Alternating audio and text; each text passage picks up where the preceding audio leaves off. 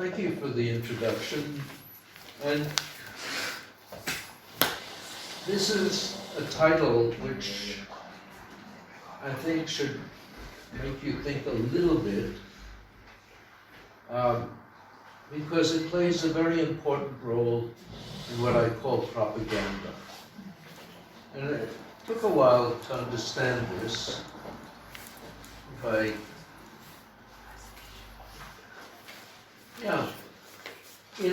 Propaganda works, and I give an example here, but Laszlo gave me a better example, really. It's effective.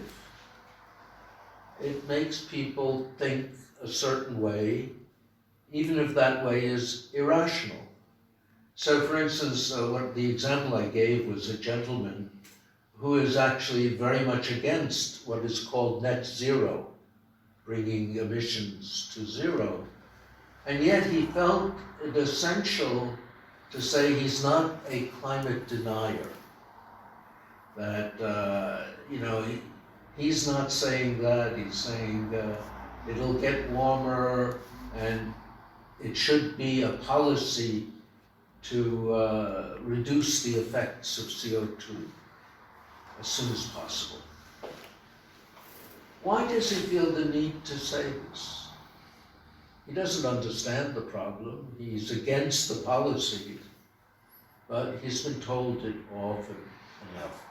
Now, essentially, Joseph Goebbels, who is an expert in propaganda, after all, he got millions of Germans to believe so many things that they behaved like animals. He said, if you tell a big enough lie and repeat it endlessly, it becomes truth. And people notice the repetition. But in fact, the point of it being big enough is crucial. If you tell a little lie, it gives a target to be attacked and it ends. But if you tell a very big lie does everything wrong about it, then it's a hard target and people absorb it. One of the things that's crucial is people don't know about science, even educated people. And so if they're told all scientists agree and if it's too complicated to follow, they're happy to follow.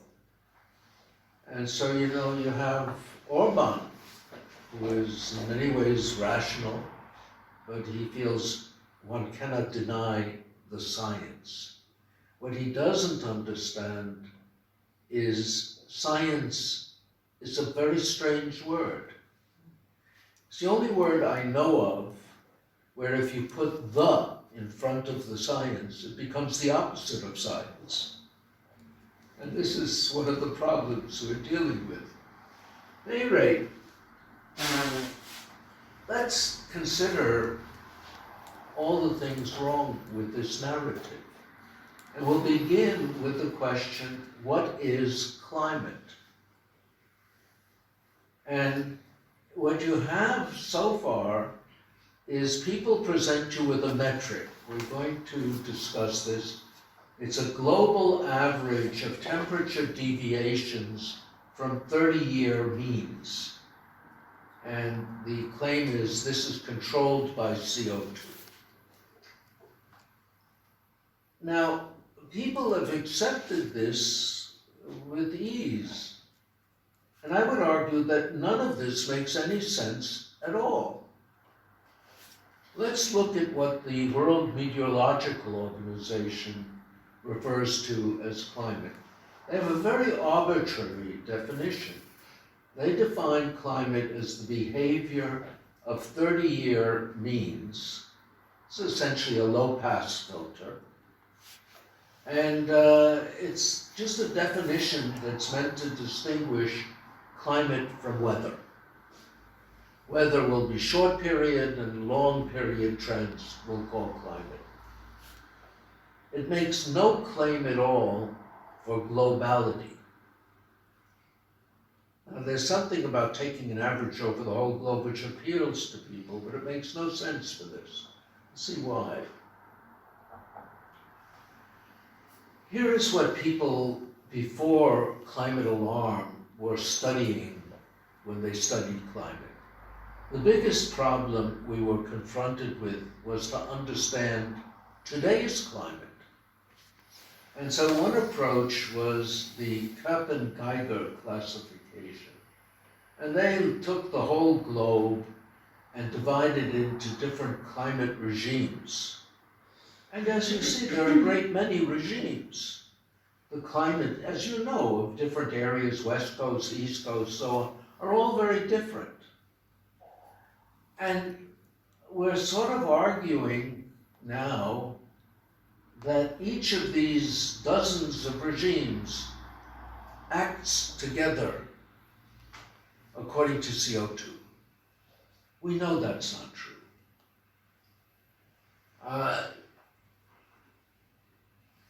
In reality, there is little correlation between local 30-year means and global average.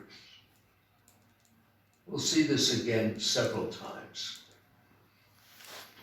So here is what we currently politically define as climate.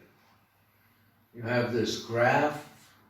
You see that it is slowly increasing from 1850, and then it's shooting up after 1950, 1960. And you're accustomed to looking at graphs like that and saying something's increasing.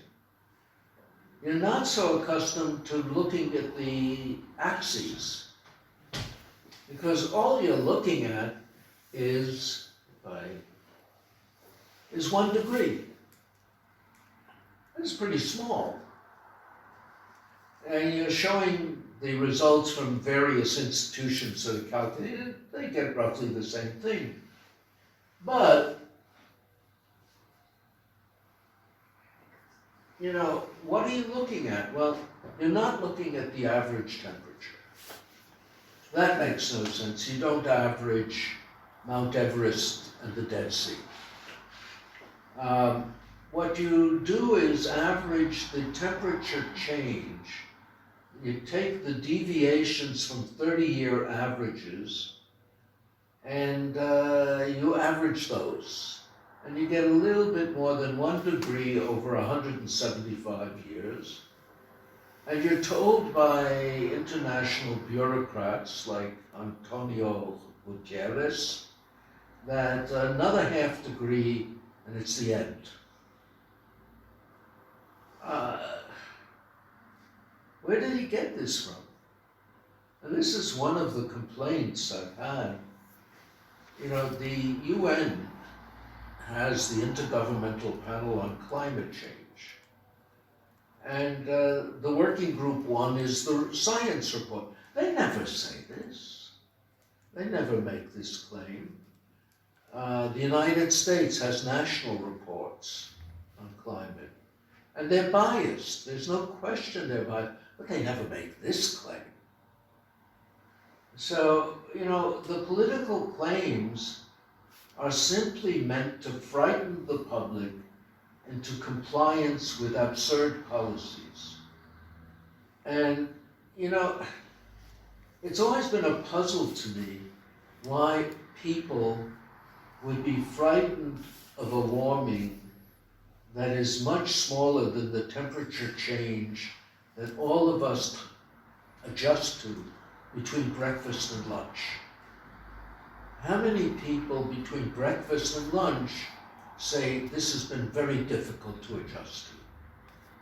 And I've never met anyone like that. But we're told this is what we should be afraid of.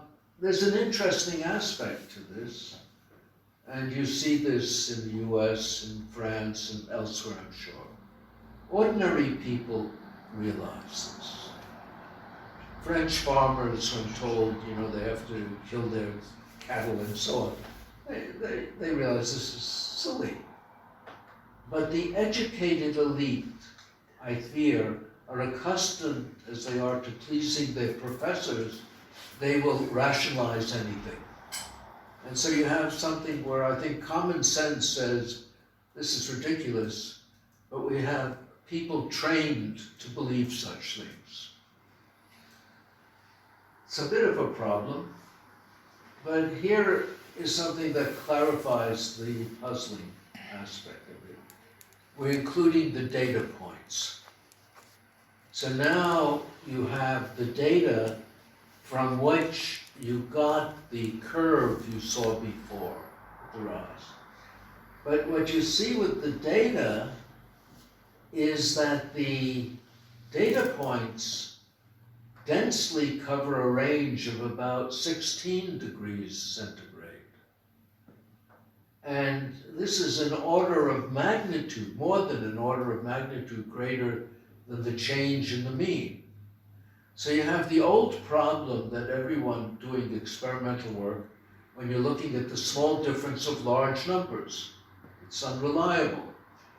And what you really have here is a statement that essentially, I think,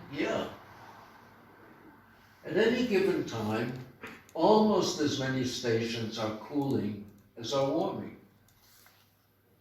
And in fact, if you plot, I won't go over this much, but the correlation of 30-year running means is all over the place when you try and correlate it with the global mean. And it looks pretty random.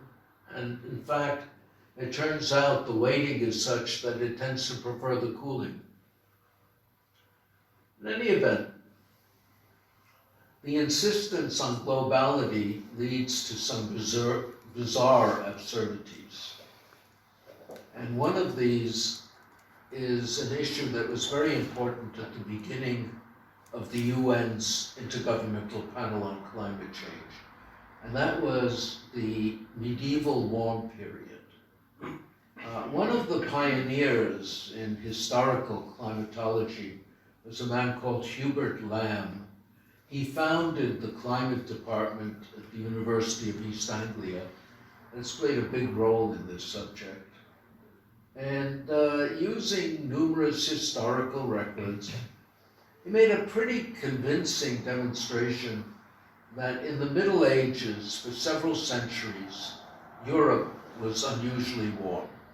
This was, prayers for rain and growth of different plants and so on and so forth, wine growing. And at the beginning of this alarm, climate alarm, people were saying, well, warming is not unusual. There's the medieval warm period. And so word went out throughout the community, at least as far as I could tell, how do we get rid of the medieval warm period? It's an interesting goal to get rid of a historical period. And there were several attempts, and all the attempts did the following. They tried to argue that the warming was only in Europe, and the rest of the world compensated for it, so that the metric you saw of global mean temperature anomaly did not show a peak.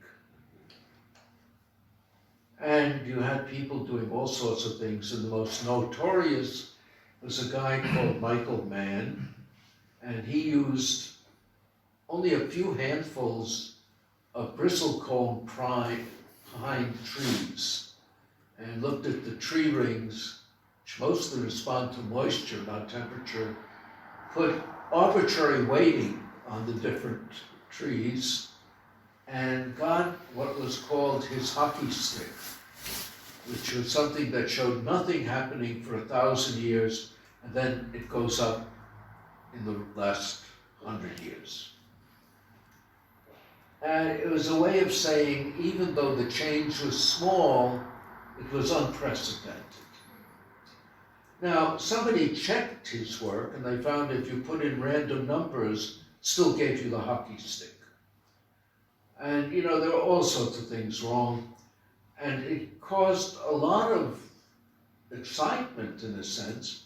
So there were 2 investigations made of his methodology, one by the American Congress and the other by the National Academy of Sciences.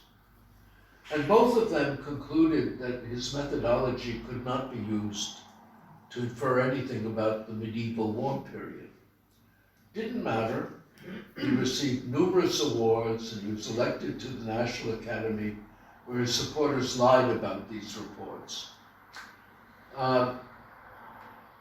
It's interesting, for all of us who participated in the 3rd assessment, which received a Nobel Peace Prize, we got this certificate here that said that we had contributed to a Nobel Peace Prize. I keep this one in one of our bathrooms. It's sort of amusing. But at any rate, Michael Mann, despite the warning that this did not mean that we had been awarded the Nobel Peace Prize, for quite a while he listed himself as a Nobel Prize winner.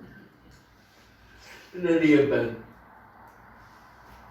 what this disguises is that what is truly bizarre about his work is not the statistics, but that it assumes that several centuries of anomalous warmth in Europe and presumably several centuries of anomalous cold elsewhere on Earth did not constitute climate change.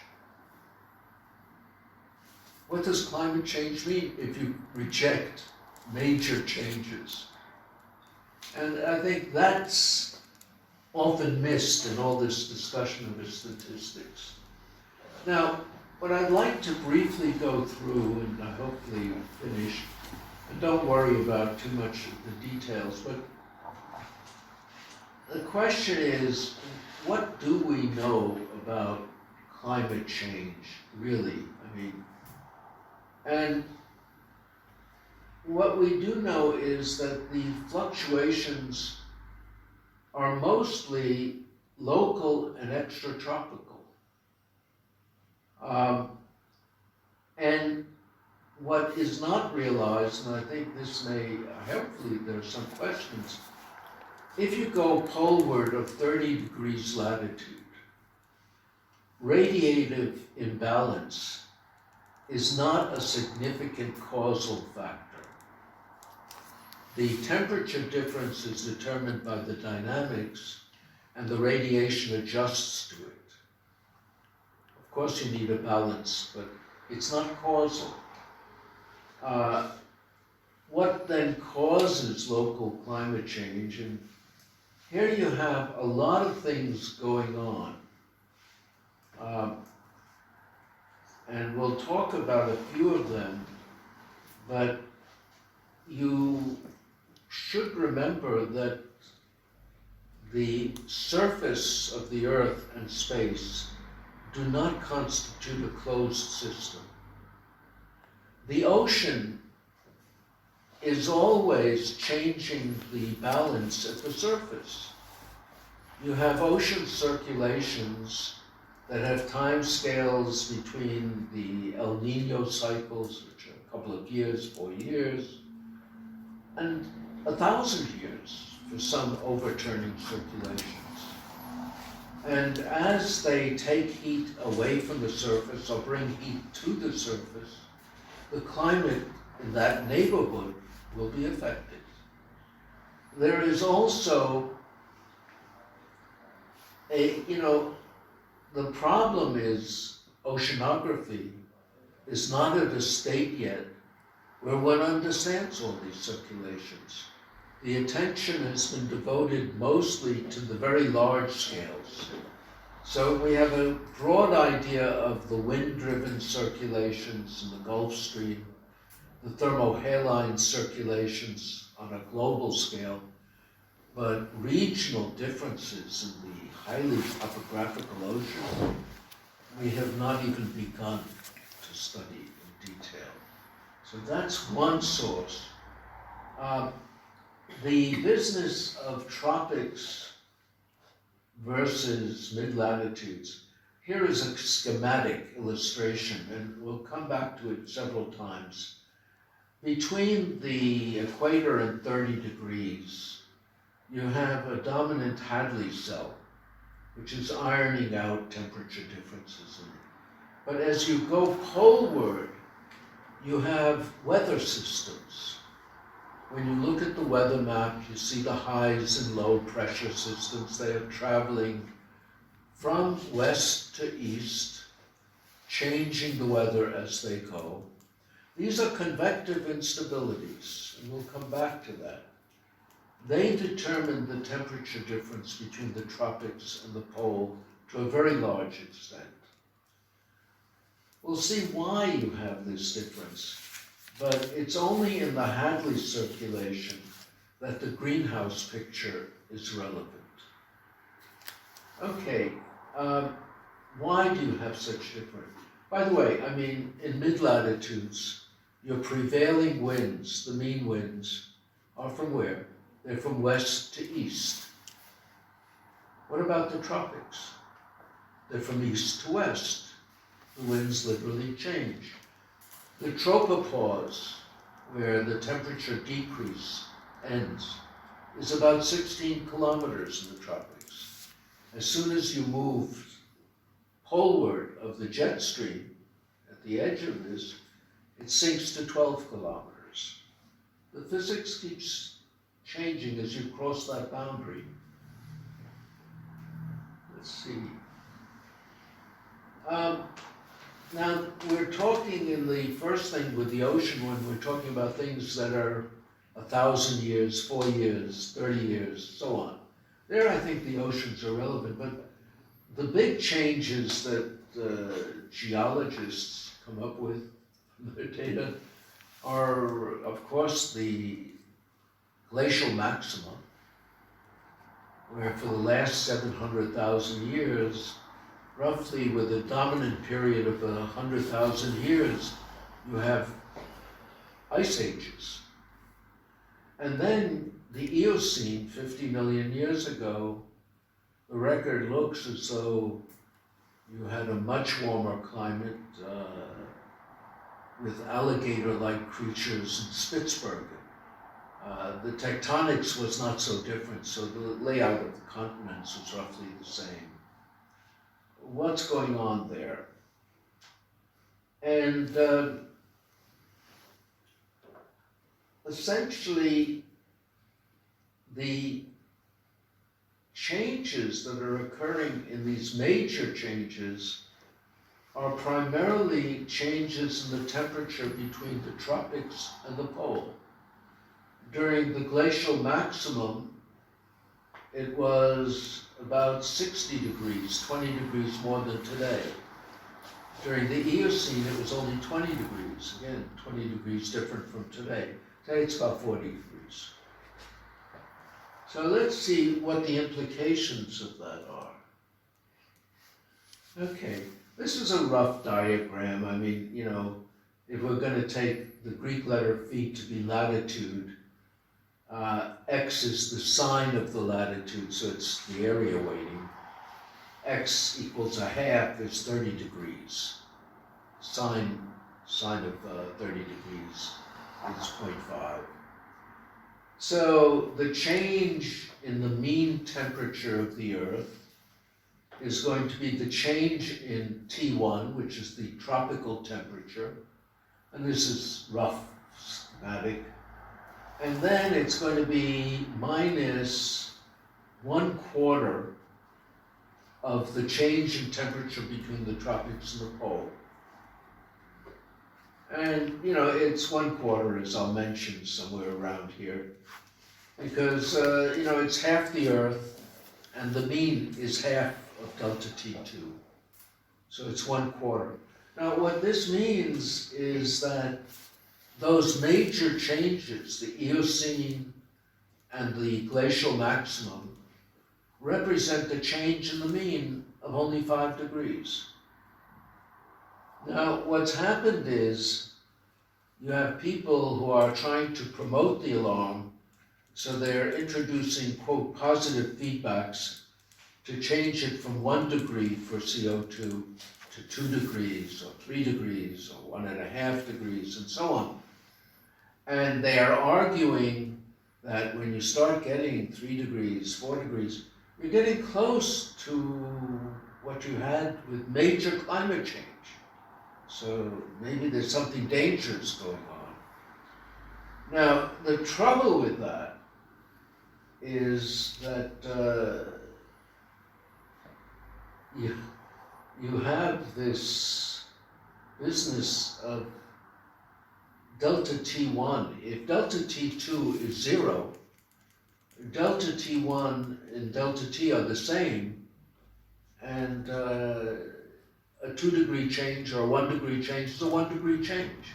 It's not 20 degrees in the equator. Let's think about that a little bit. Okay, here is an explanation of what's going on.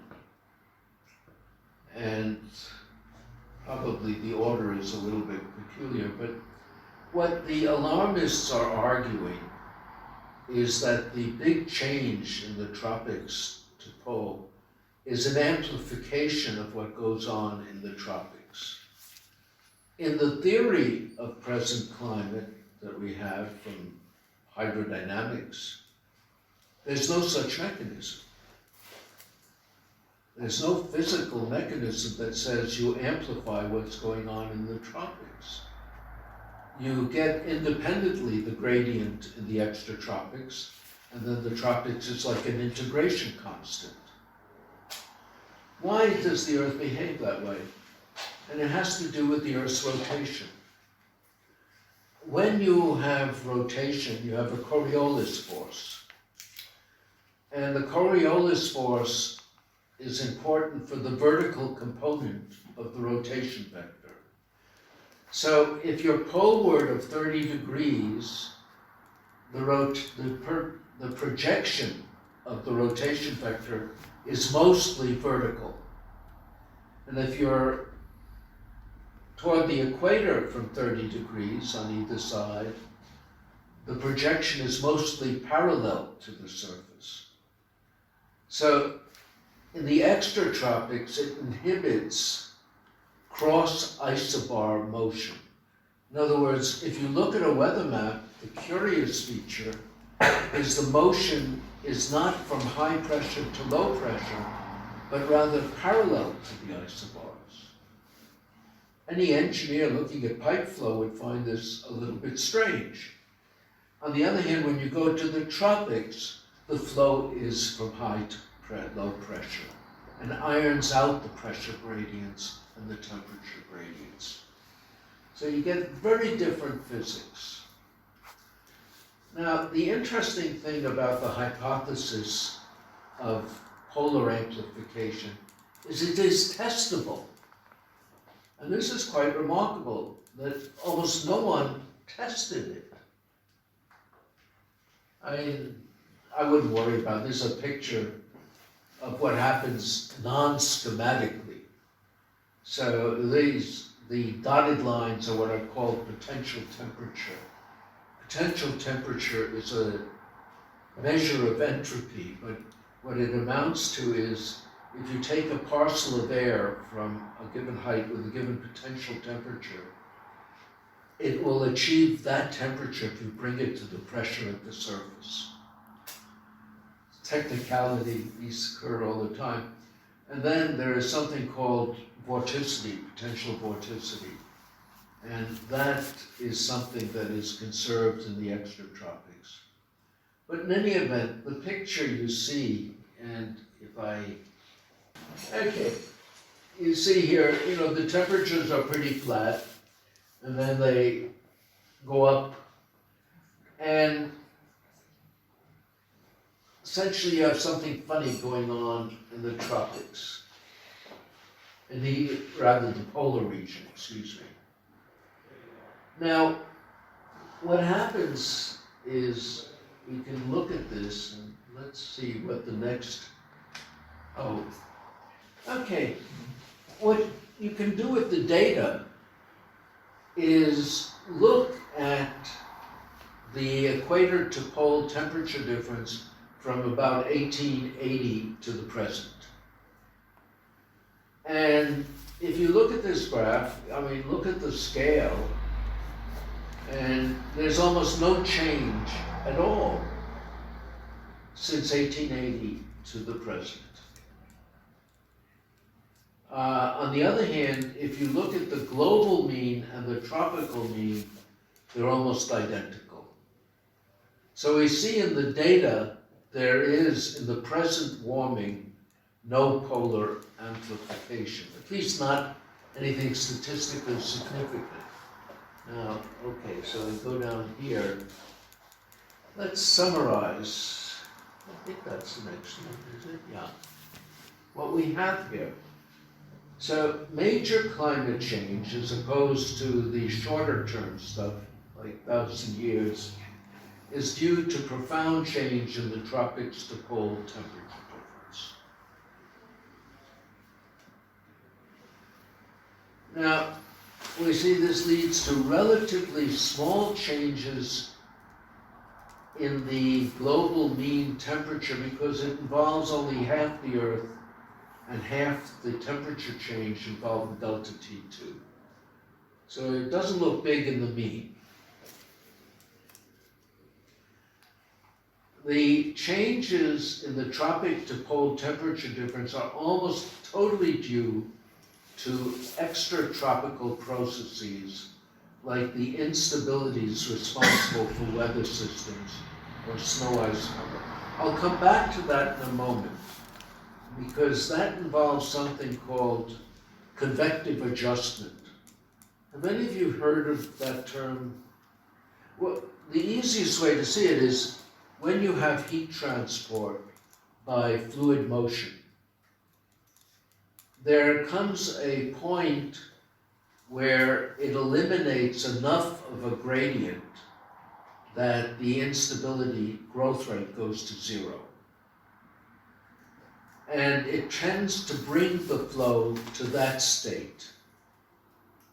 Okay, and we can calculate what the limit is for saturating the transport of heat by the highs and lows of weather. So we'll come to that in a moment.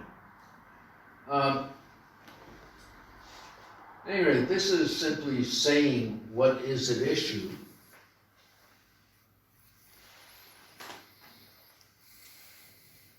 And climate alarm assumes that, in contrast to 3, polar temperature change is simply an amplification of changes in tropical temperature.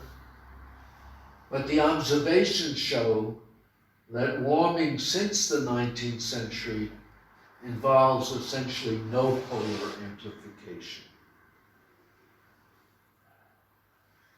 And this means that small changes in tropical temperature are associated with small temperature changes everywhere. So the common sense interpretation that if you have global warming of a degree or 2 or even 3, and that's small, is correct. It is not associated with amplification at the poles. The fact that the IPC, and this will come to in a moment, models display significant changes in tropics to pole temperature difference, contrary to the data, simply means that the models are wrong. And we're seeing it time and again. People are saying, we're going to test this by running the models. And you can't test a model with a model that is wrong. And here you have ample evidence that they're getting the wrong answer. Here's the results. We took a sample, but it's true for the full set of IPCC models. So on the left, you have the rate of warming in the polar cap, 30 to 90 degrees, relative to 30 degrees tropical for a variety of models. And at the far right, you have the observations.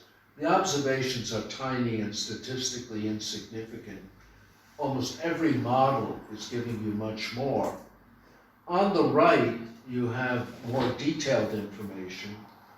You have the change in the tropical temperature from the data at the bottom, and you have the polar cap, the delta T2 in the column there, 0.01. And then you have the values for the various models. And it turns out that the Intergovernmental Panel on Climate Change models show not only polar amplification, which the data does not show, but they also show too much tropical warming relative to the data. There are large variations among all the models. Some of the models have sensitivity to a doubling of CO2 of almost 5 degrees or 5.6. That's the British ones. They're really out of whack. But you have other models, including one from Russia, which are a little bit more sensible. I mean, that gives you 1.8 is the sensitivity. But all of them are in definite contrast with the data. The interesting thing about that, though, is that all the models differ from the data in only one direction. And that's worth paying some attention to.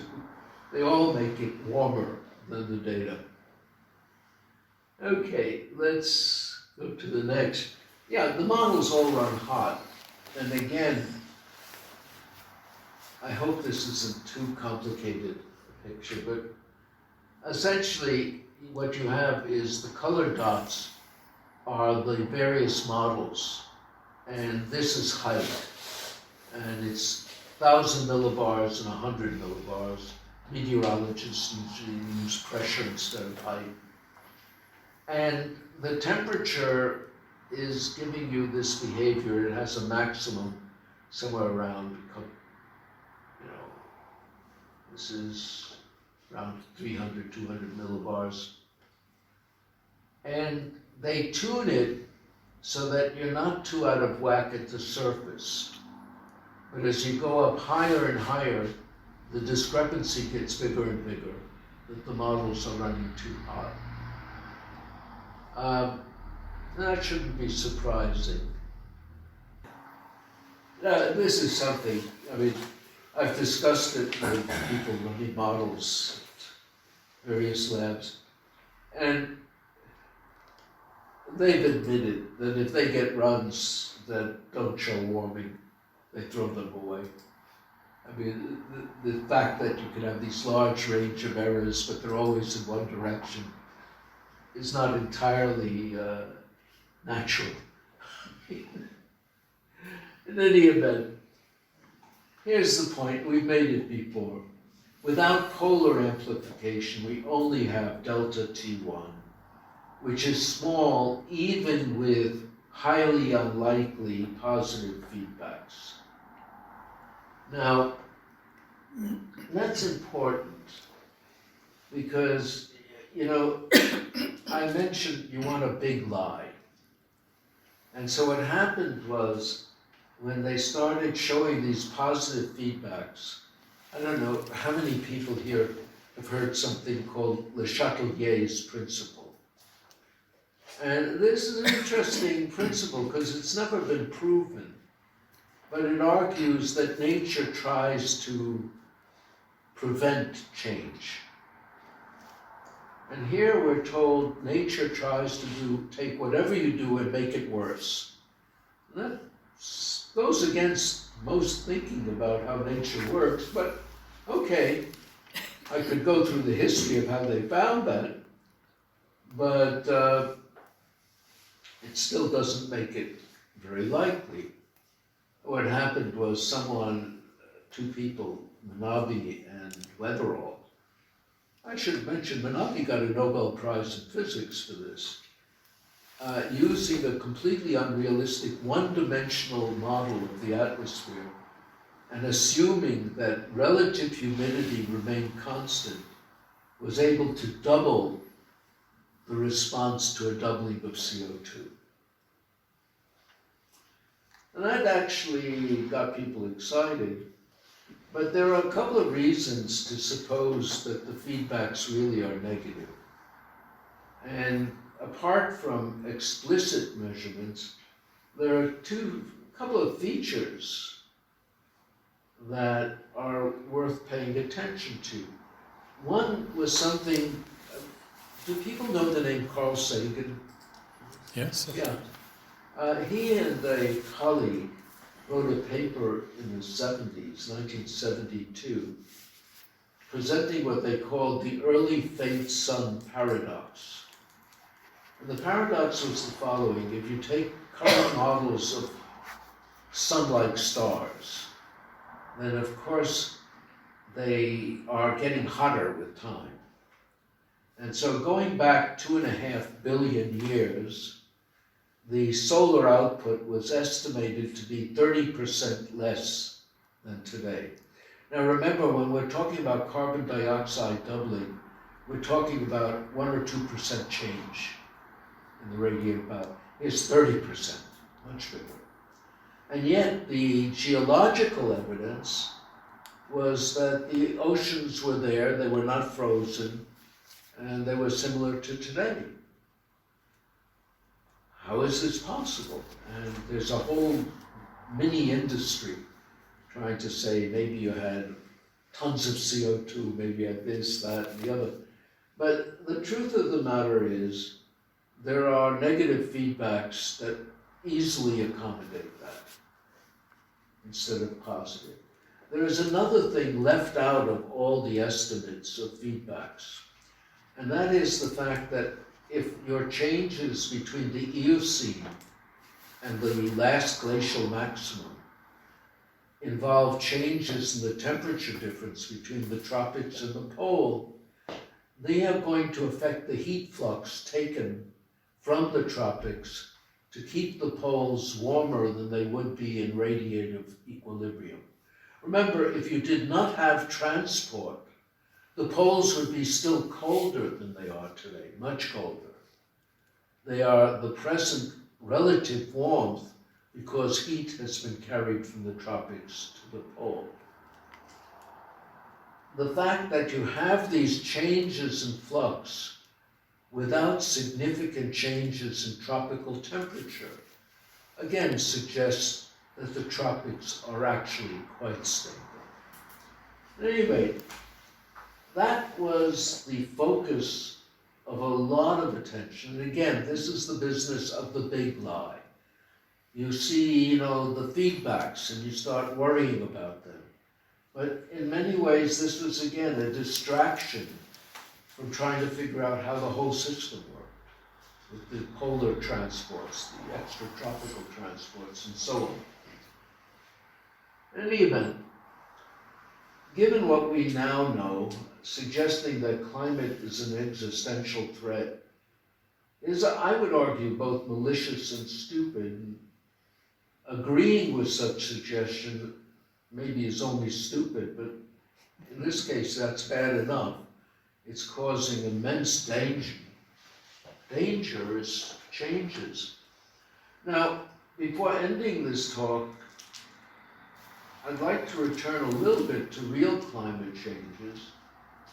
And so the question is, what here should you look at if you wanted to study this further? And as I mentioned, there is something called saturation. I don't have that little arrow again. It turns out that if you do the instability calculation, it's a hard mathematical problem. And there's a paper in 2013 by a young scientist, Malte Jansen, and Raffaele Ferrari at MIT, that showed that what the instabilities try to do is establish the slope of the last isentrope leaving the tropics and defining the tropopause, the end of the decreasing temperature at the pole.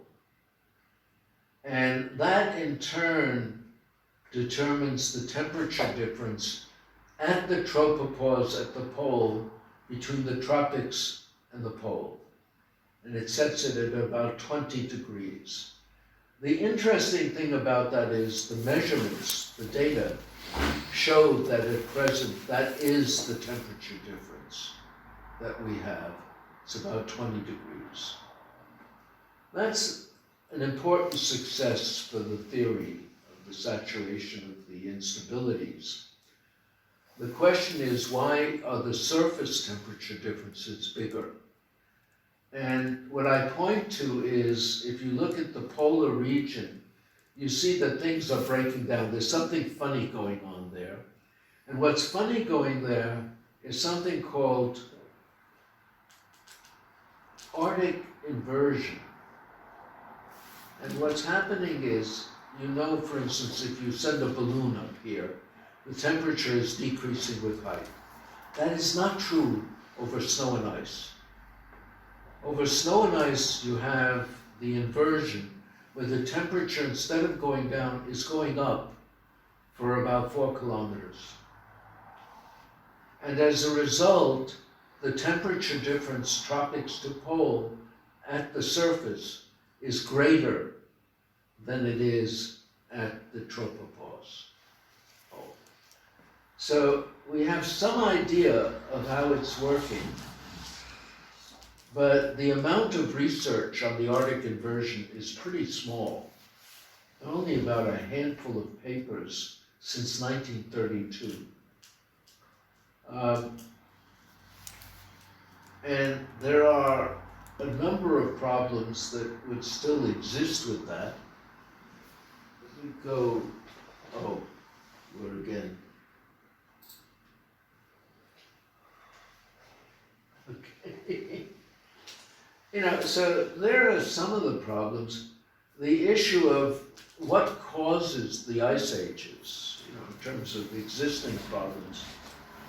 Milankovic has a paper, he's a Serbian, I wouldn't call him a meteorologist, but he argued that the glaciation cycles of the last 700,000 years, he didn't know that, were due to orbital variations of the Earth, changes in the obliquity, the precession of the equinoxes, the eccentricity. And his work turns out to have been conducted largely in the Hungarian Academy's library. Laszlo sent me something on this. It passed during World War I. And it was supplemented by work of a Hungarian scientist, Vaksa, I don't know the pronunciation. But the interesting thing is knowledge of this was largely lost. And there was a large program in the US and internationally called Klímavészhelyzet. And the purpose of it was to understand the last glacial maximum. And so they were looking at Milankovic's theory. And the reason I mention this is his theory is vindicated. But the geologists working on this did not conclude that. What they did was, and these were distinguished people and good scientists by and large, but not specialists in this sort of thing.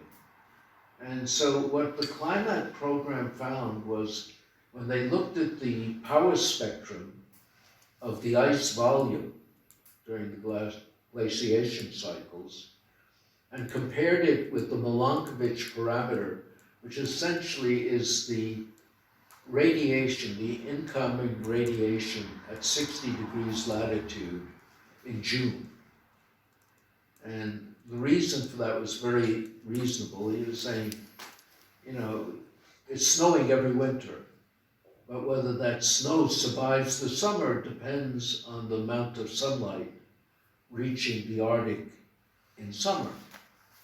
And that varies by 100 watts per meter squared over the orbital variations. which is huge compared to the 1% due to CO2 or something. In any event, they found that in the power spectrum, they had similar lines in the ice volume and in the Milankovitch parameter, but there was disagreement in detail.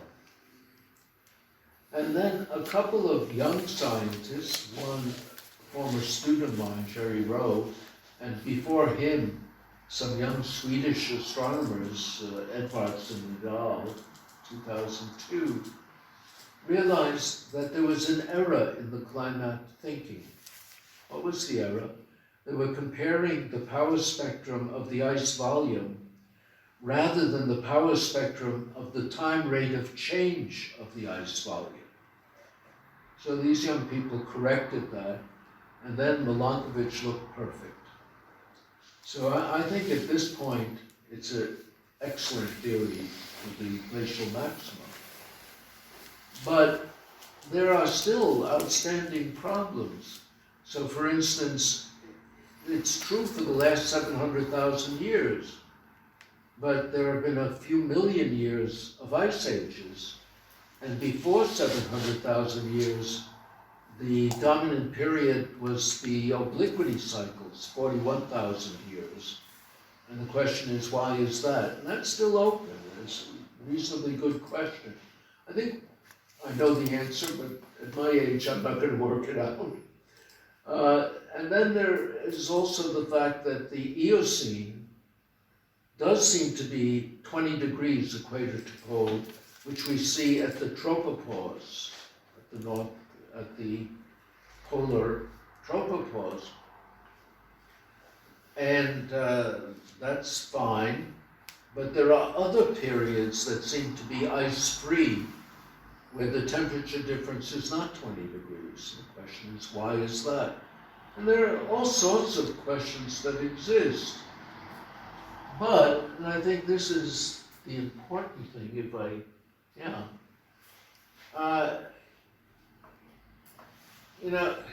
there's plenty of work before we have a solid understanding of climate change on the Earth.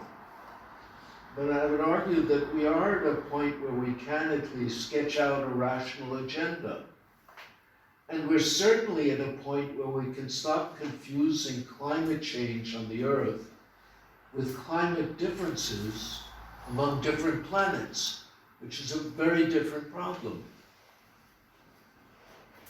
And I think, to conclude, future generations will be quite puzzled. They'll marvel at the fact that this confusion between two versions of climate for the Earth and climate changes for different planets, was used to justify the destruction of Western industry, demand that billions of poor remain poor, prevent the use of fertilizer, thus perpetuating hunger, cause the slaughter of cattle, and numerous other displays of societal insanity.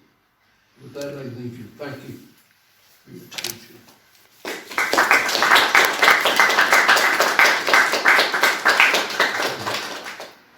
Questions? Yeah, thank you so much, Professor Lindzen. No, first I would like to ask the colleagues here in Sopron whether they have any question to Professor Lindzen.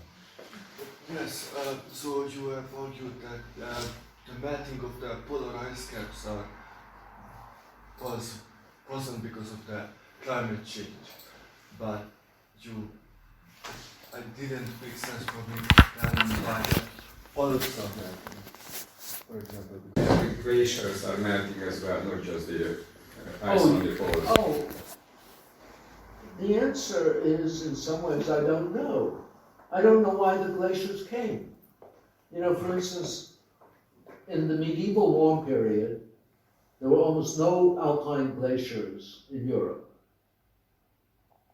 Then came the subsequent cold period after, the terrible 14th century and subsequent centuries until 1800 roughly, when glaciers were advancing.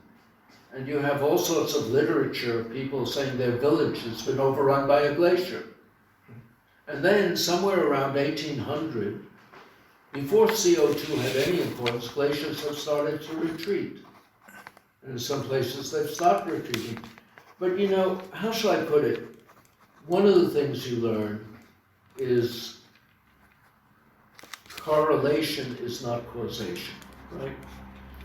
So for instance, you have people, and I see people awarded for saying, since 1800, CO2 has gone up and temperature has gone up. What else do you need to know? Well, since then, population has gone up, income has gone up, life expectancy has gone up. Are all of those causal? No. And so, you know, nature has lots of things going on. I can't answer that, but I don't know why the glaciers even came. Okay.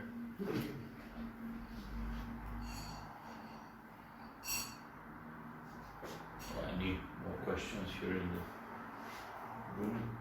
So Professor, when I talk about these things to my Yeah. wife, and I say that I'm dubious about CO2 causing all this, Yeah. she always asks me, okay, then tell me what causes that? Yeah, and that's an important trap.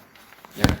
Because, you know, you have all sorts of people, well-meaning, who are saying, it's not CO2, it's the sun.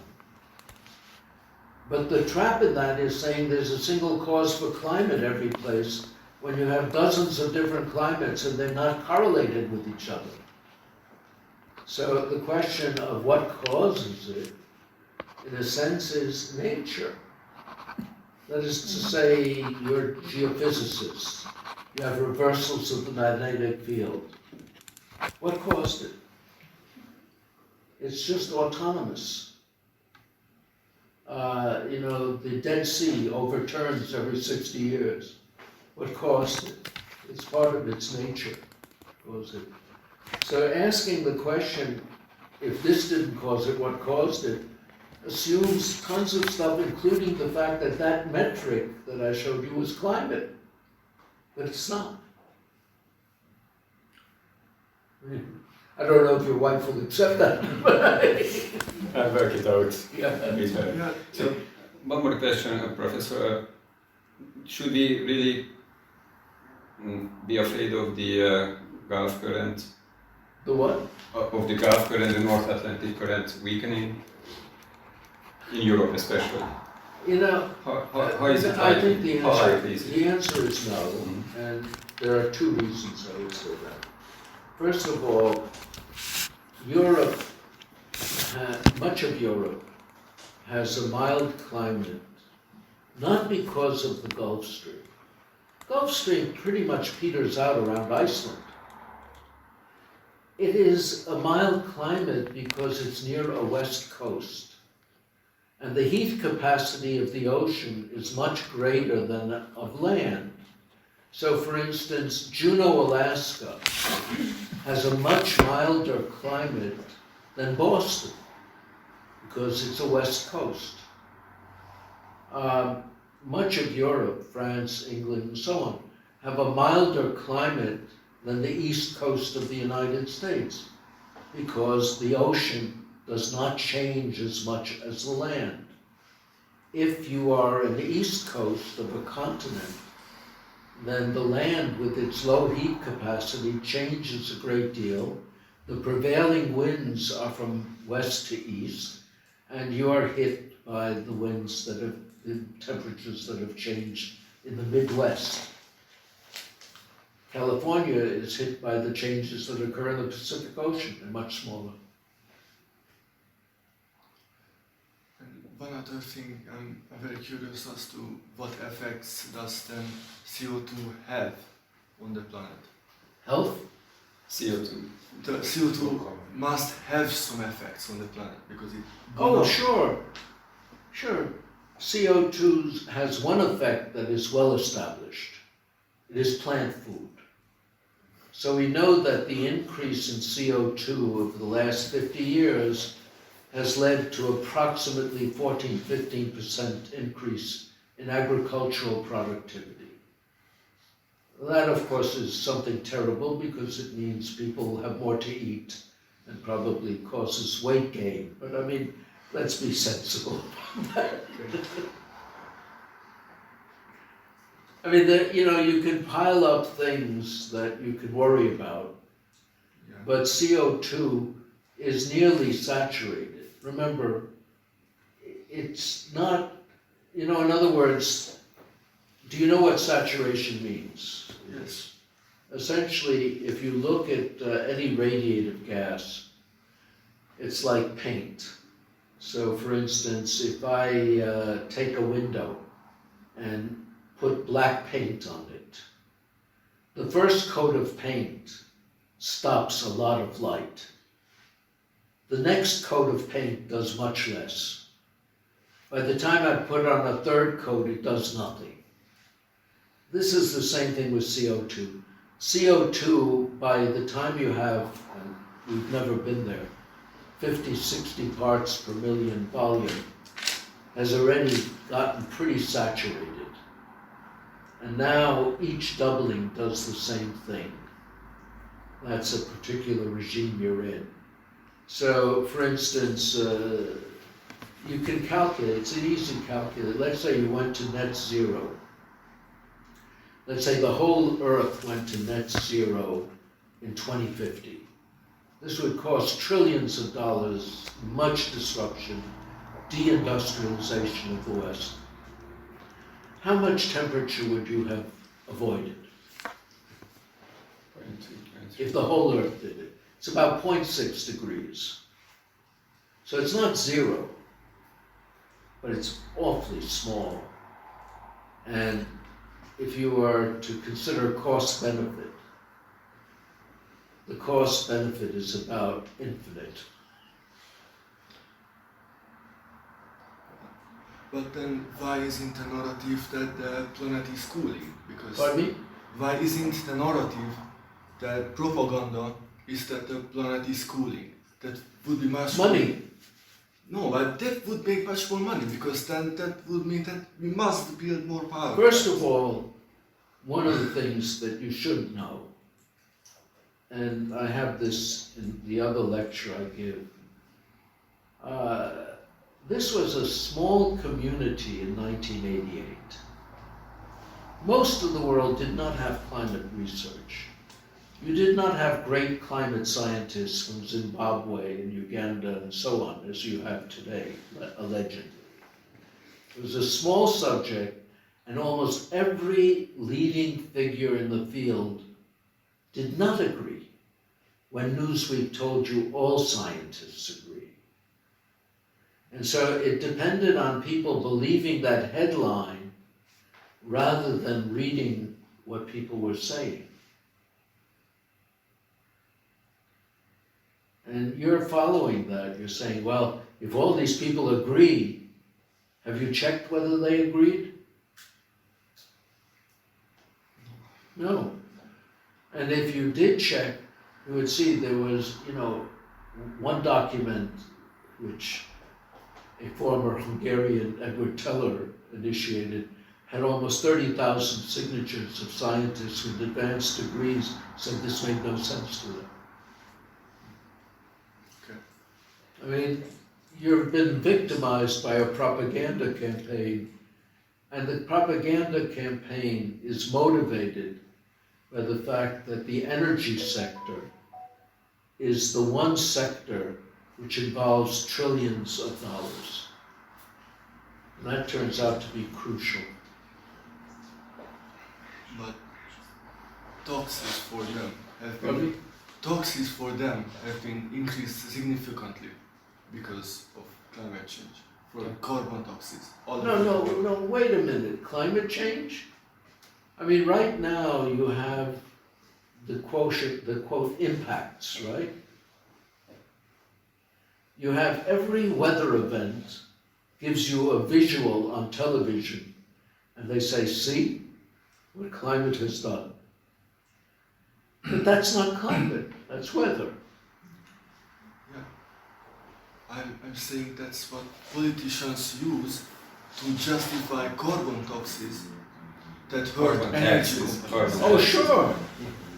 They use it for carbon tax, they give away trillions. The people who get the trillions give back 1 or 2% to the politicians. All of it's a nice system, but it's not good for people. It's not good for society. You already have in Sri Lanka, as you know, overturning a government because people were starving, because they used climate to get rid of fertilizer, because they said it was giving you N2O.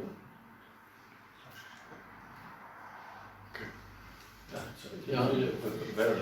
Thank you very much for the nice talk. It was very, very interesting, and I have one question.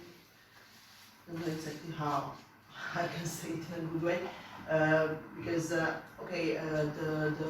global warming, or that we feel that this winter is not like in my childhood. Indeed, we have 18 degrees outside. We can feel it. It's one thing, but the other thing that we heard about also in the news, and we experience it in every year, that the weather, not the climate, but the weather became more extreme. I mean that we have larger mesoscale systems. We can observe tornadoes also in Europe, but it's quite rare here, or it was rare before. And and do you have any information from the literature? Yes. Previously, when the weather was warmer, it was accompanied by more extreme weather situation like right now? Okay, the UN provides that. The Working Group 1 report, through the first 6 or 7 reports, always found zero correlation between these events and CO2. Okay. Now, the interesting thing is, as you have noticed, for many years, the picture of the global mean temperature anomaly was used to represent climate. And the political system realized this actually was losing impact. People were saying, you know, what are you talking about? So they switched to impacts, weather. So today, I don't know if it's true in Hungary, but in the US, if there is something extreme, which there is every day, someplace, we have a picture of it on the television screen, and that has an emotional impact. And so they're using that to say, look at what climate has done. You have that most recently with the California fires. And so the Intergovernmental Panel on Climate Change looked at the correlation of such events, and they couldn't find one. You mean not find correlation between the warming itself? Yeah, and the you know, for warming instance, weather? I'll give you an example. The Gulf Coast of the US, Alabama, Louisiana, and so on, have been cooling since 1940.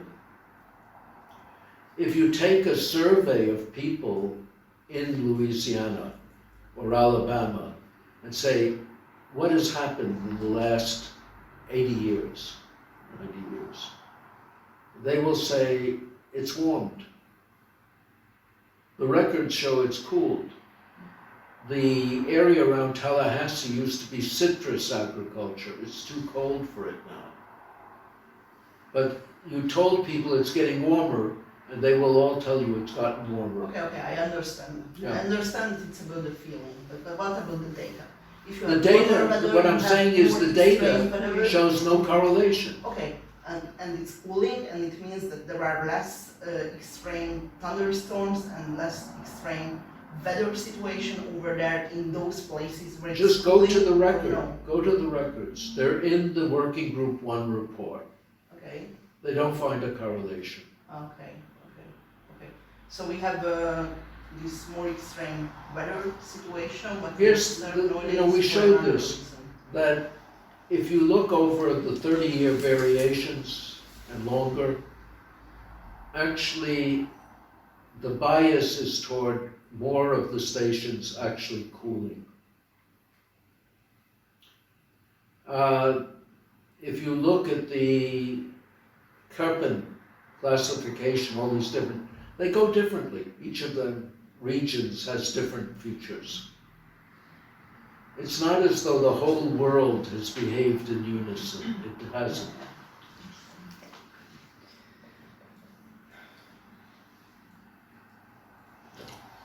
Yeah.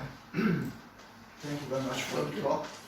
I'd like to ask your opinion about the extent human activity contributes to the feelable or the changes we can experience. The only one I can think of is land use. In other words, when you build a city, that changes the climate of that area. If you build an airport, it changes the climate of that area.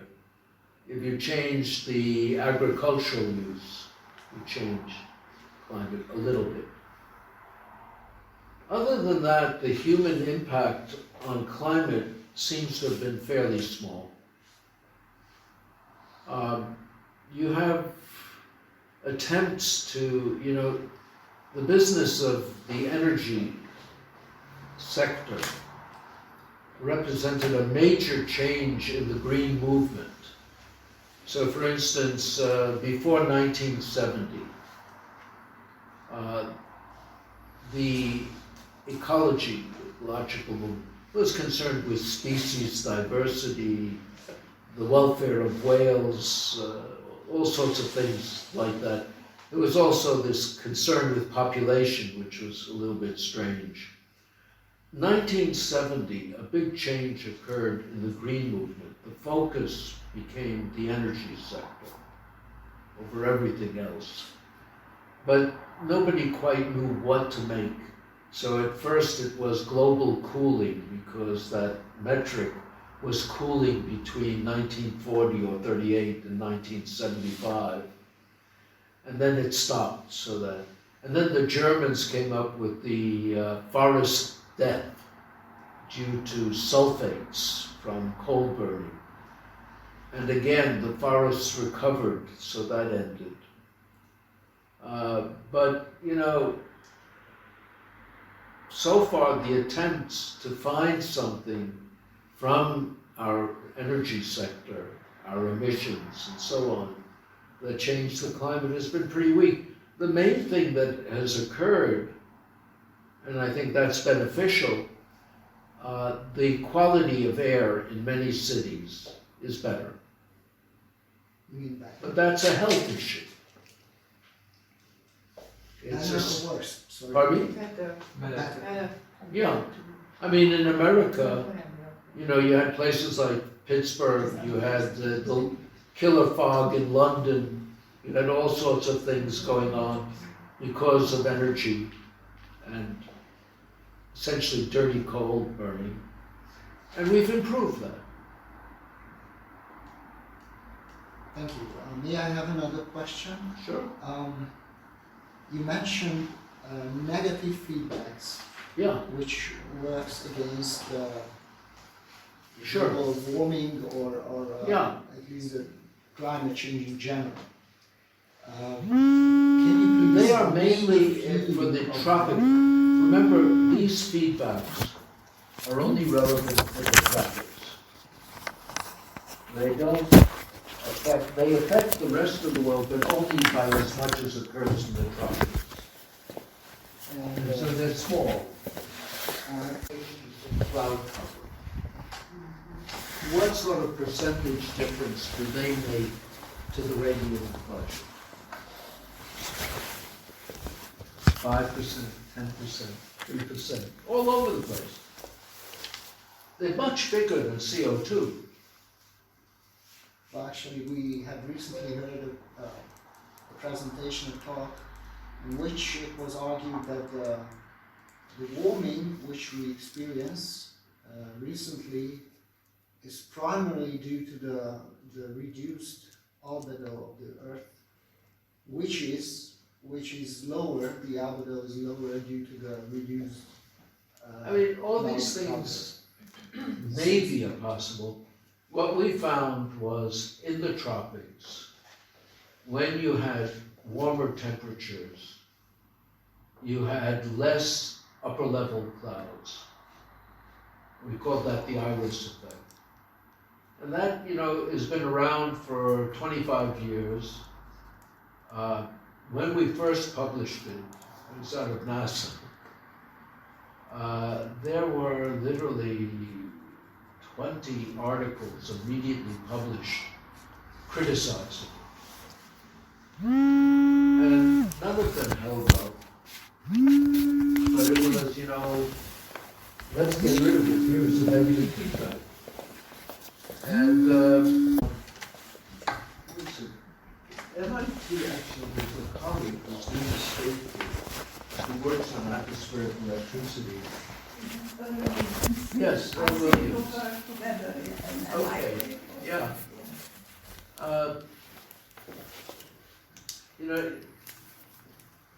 He's fairly skeptical about this as well. I don't think that's going to play a major role in the issue. I mean, thunderstorms have their own characteristics, but who knows? I mean, I'm not arguing against looking for things. Of course, one should. But all I'm saying is, if you look at the data, you don't find polar amplification. You don't find that you have major changes. If you look at the data, it's much less than the models are saying should have occurred already.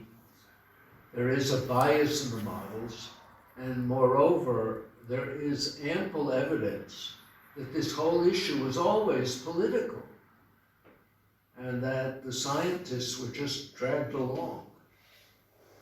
And then you have the issue of propaganda, constant repetition, tons of things wrong.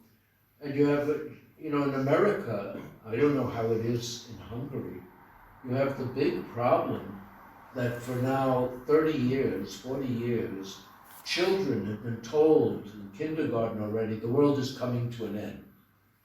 And you now have psychiatric disorders among children who are saying we have no future. In a normal world, you would call that child abuse. But we have now people who've grown up under that and been told this is the natural way to think about things. And, I'm always puzzled because, whatever views I may have, and I may disagree with the UN's IPCC, but even they don't say these things. So where do they come from? And I know where they come from. I mean, you see people desperate for acceptance of the end of the world. It's kind of a religious belief, and unfortunately it's associated with huge expenditures. I mean, if you look, for instance, in America, one of the last things that President Biden did was the so-called Inflation Reduction Act, which had nothing to do with inflation or reduction or anything else. It was actually supplying $9 trillion for climate-related issues. That is insane. On the other hand, if a government is giving out $9 trillion, there are plenty of people who will say, I'll take it. And the usual, I don't know how politics runs in Hungary, but in America, whoever takes the money, all they have to do is give back 1 or 2%, and the politician is happy.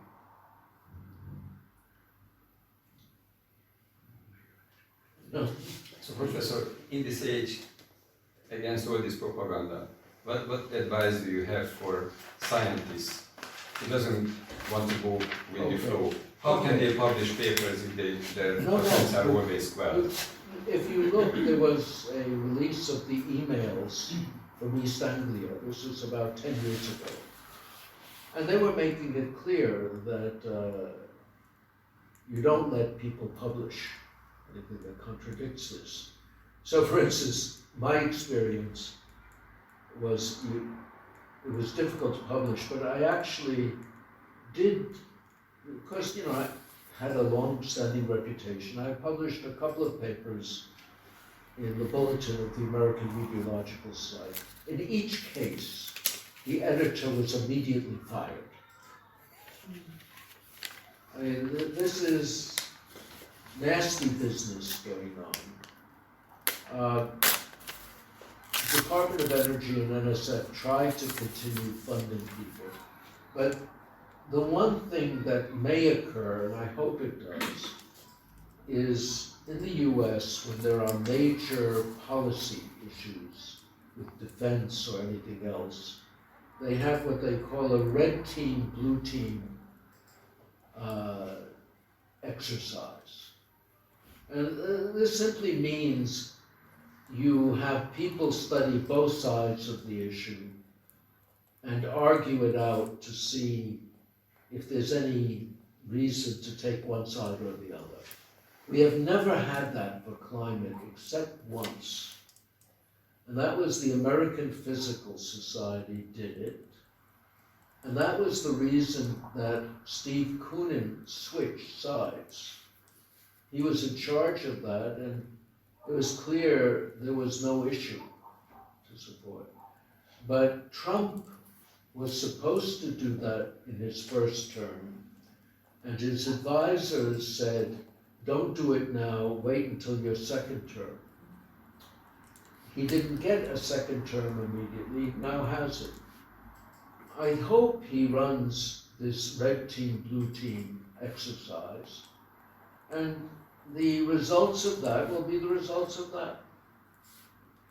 It's served well for other questions, and we need it for this one.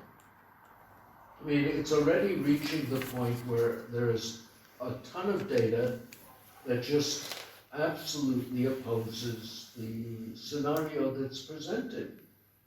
And, you know, the whole business of switching to weather events as proof of climate, that immediately shows a kind of desperation.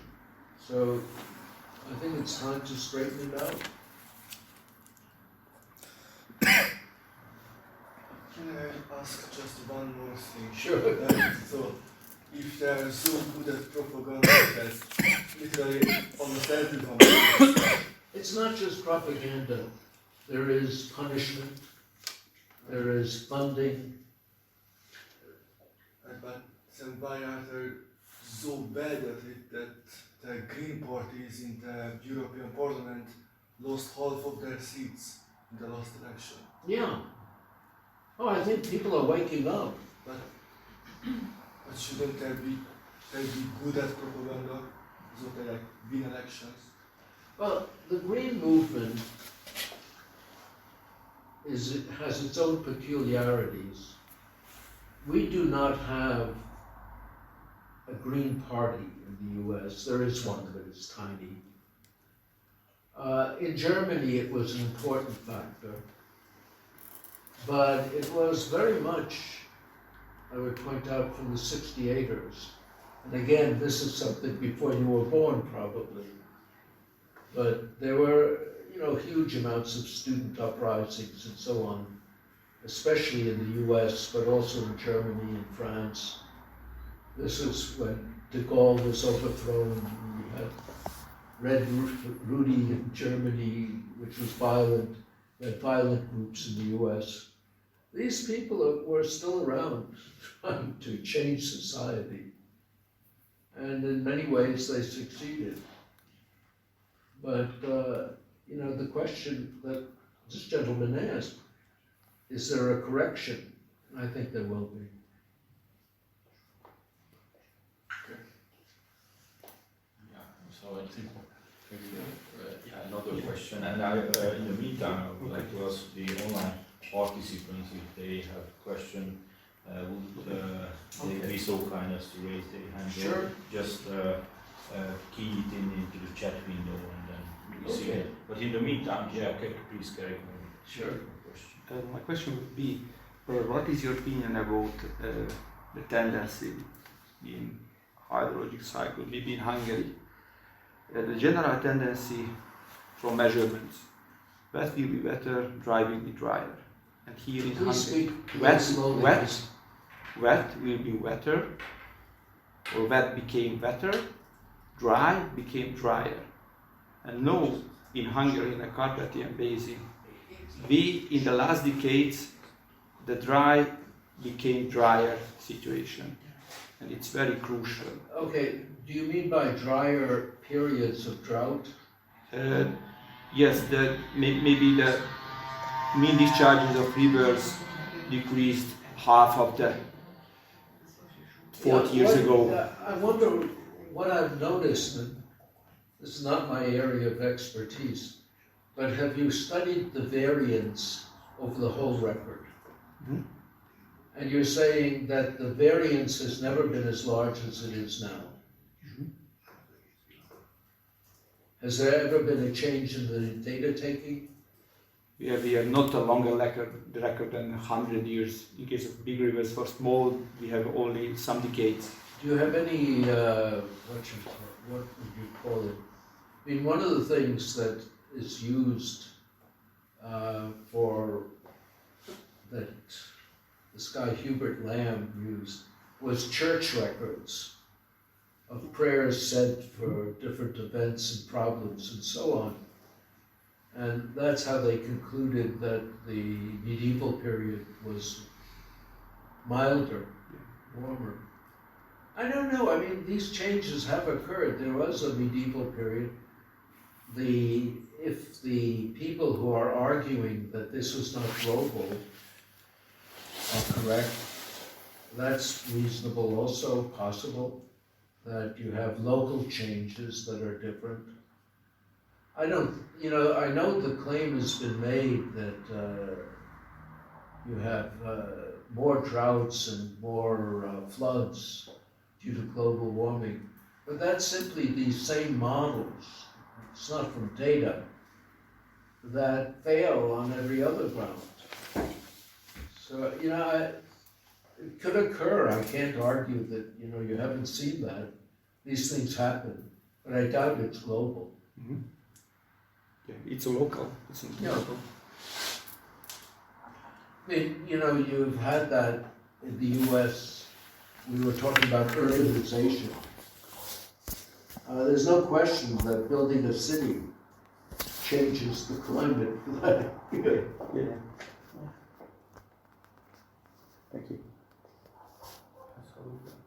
Another question, Joshua. So just to confirm that I understood your point, right? You're saying that the data upon which the charts are made and the warming maps are produced is unreliable. No, Is that on the contrary, I'm saying the index they use, the global mean temperature anomaly, they show everybody analyzing it gets roughly the same thing. They get 1 degree warming over the last 150 years.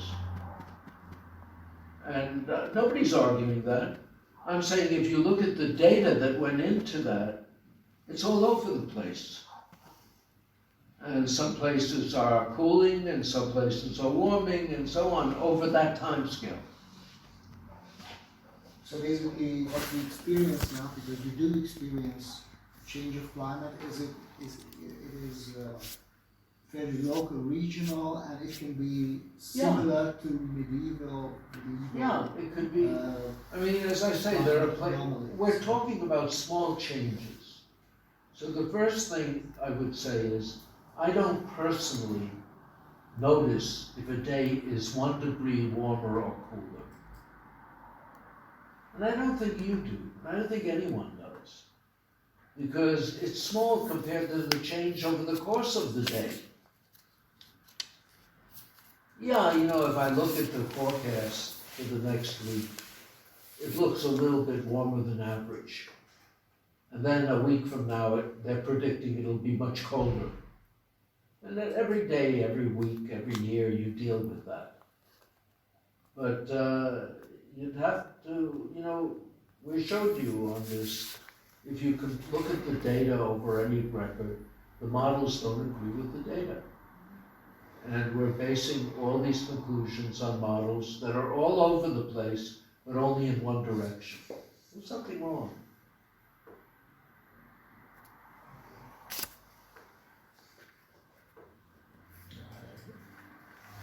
So on the Zoom, Yeah, there's on been chat. the Zoom I'm also checking, but I don't see any hands up or any message in the chat window.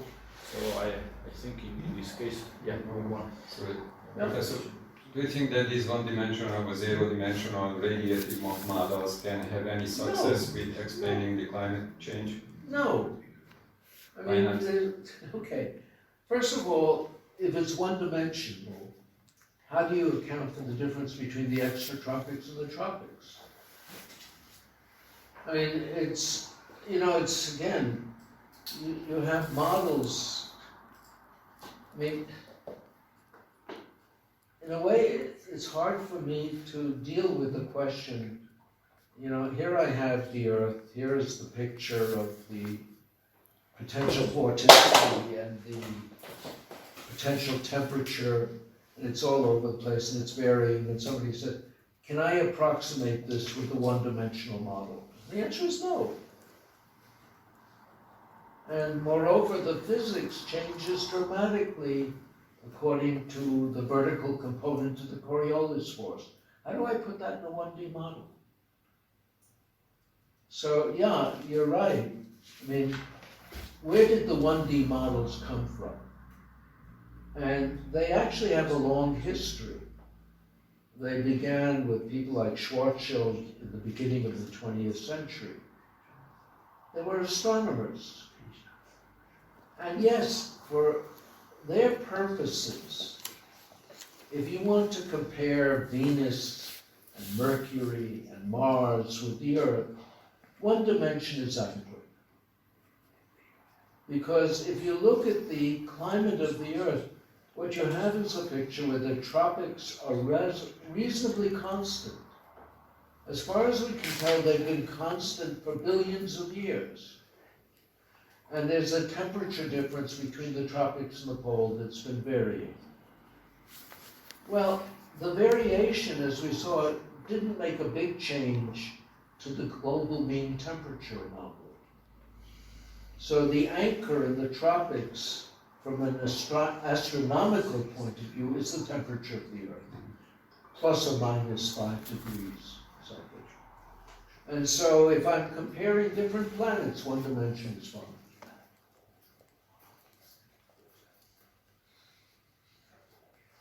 Thanks, Professor Lindzen. So I think I will close now the discussion because we don't have any more online question.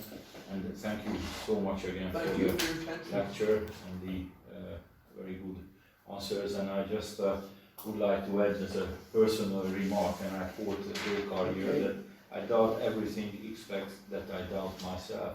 So it's a very important thing in science, and I think this is the mission of science, to give room for discussion, even if there are sort of clear contradiction in something. And this conversation and this communication was a good example of that. So in science, it's not the main aim who is right or wrong, but we are collectively searching for a better model or a better solution. Yeah. And this was a very good example of this. Look, essentially, whenever you hear that the science is settled, I mean, you have areas that are vastly more precise than climate, where nobody would accept that it's settled. And suddenly you take a field involving turbulent fluids, which we've never fully understood, and you said the science is settled. That very phrase should have told you something is wrong here. And instead, people said, the science is settled. You have to have resistance to that notion. Yeah.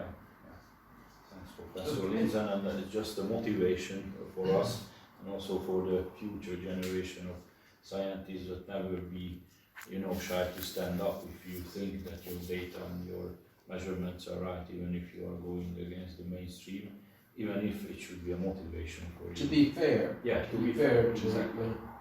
even with my students, I've told them stay out of this area. No, I mean, it's not fair. I mean, I could not tell a student to take my position because they would pay too heavy a price. And the only fair thing for them to do is work on other things. But that is not a healthy state for the science. Thank you Okay. so much, Professor Lindzen, for this excellent conclusion. And yeah, I also would like to thank for your participation. And Professor Lindzen will continue his lecture series in Budapest. So, With what that has nothing to do with the science. but luckily we also Okay. can touch a little bit on the science. So we thank you again so much for coming to the institute and for this lecture. And we wish you a very pleasant and useful journey here in Hungary. You've already provided me with a view of a city I didn't know about, Sopronban. It's a lovely place. Okay. So thank you so much again.